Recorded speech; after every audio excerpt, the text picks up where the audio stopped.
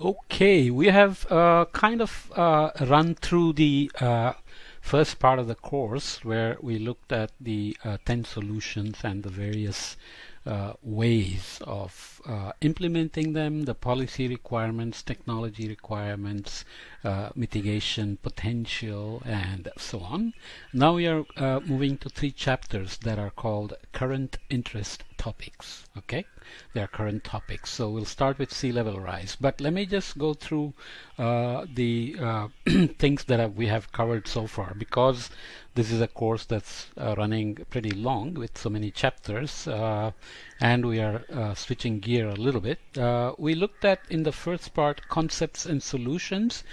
We got introduced to climate change, looked at some of the science parts of it, impacts, and then we moved into the disparities caused by climate change in terms of who is responsible and who is paying the price, and what are the various issues of accomplishing climate justice to deal with these disparities of outcomes, especially for the countries and communities that actually didn't contribute to climate change, but they are paying a heavy price, right? And then we looked at climate change and health, which is a serious issue with lots of evidence for worsening health outcomes because of the not just air quality and water quality, but emissions and energy issues, food issues, and so on. Oops, sorry. Why did you do that? Then we looked at the overview of the 10 solutions for bending the curve.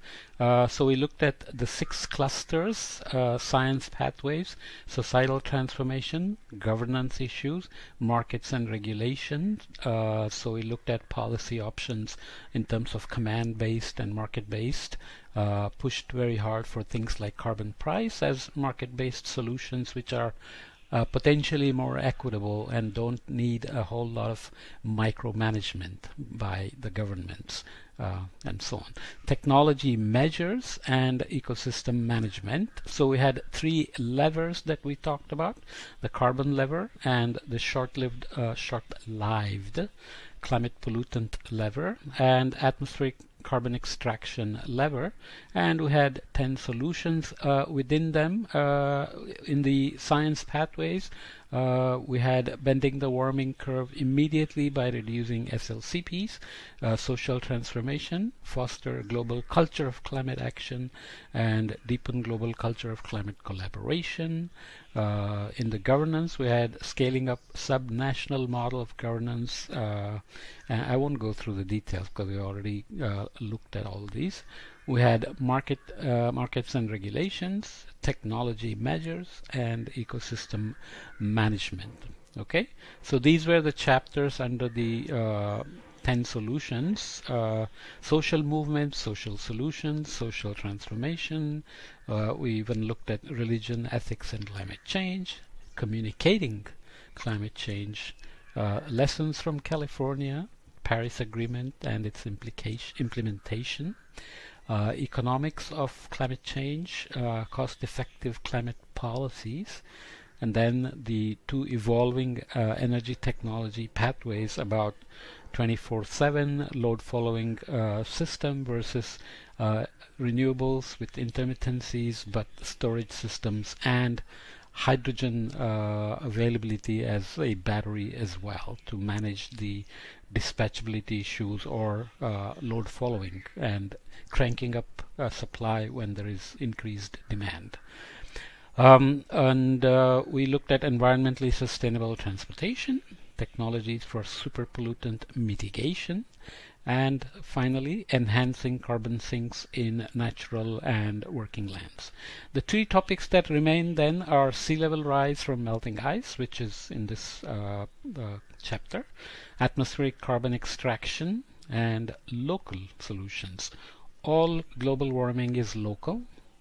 Nobody lives in a global mean temperature or a global mean sea level, but CO2 is a global governance issue because it's well mixed, long lasting, etc. But pretty much everything beyond that temperature, sea level rise, extremes, vegetation impacts, crop yield impacts, health outcomes, everything is local. So local solutions have to add up to a global picture. Okay, all right. So under sea level rise from melting ice, Eric Grignot is a well-known expert in this field. We will look at some processes of how glaciers are melting in terms of positive feedbacks. One of the most important feedbacks is ice albedo feedback, which occurs at all time scales. It's a positive feedback in both building the glaciers and in melting the glaciers, and there is a very strong asymmetry where building the glacier takes a long time, but melting it can be very abrupt and accelerating process.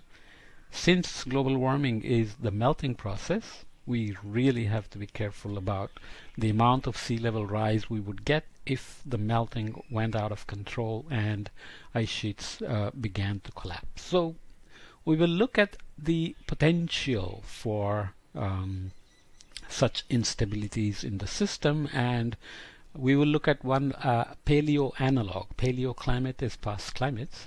We'll look at a past event where temperatures were in the anomalies of global temperatures were in the range of where we potentially could get in the 21st century at the end of it if we do not bend the curve. And what was the consequence in terms of glacier melting and sea level rise?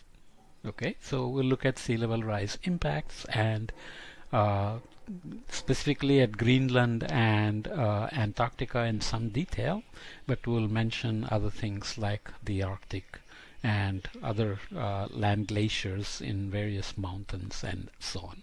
So it's a current topic of great interest because sea level rise is one of the nasty outcomes of global warming. And we need to know how bad it can get if we are not careful about bending the curve, and what the potential impacts could be and what we can do about it as well.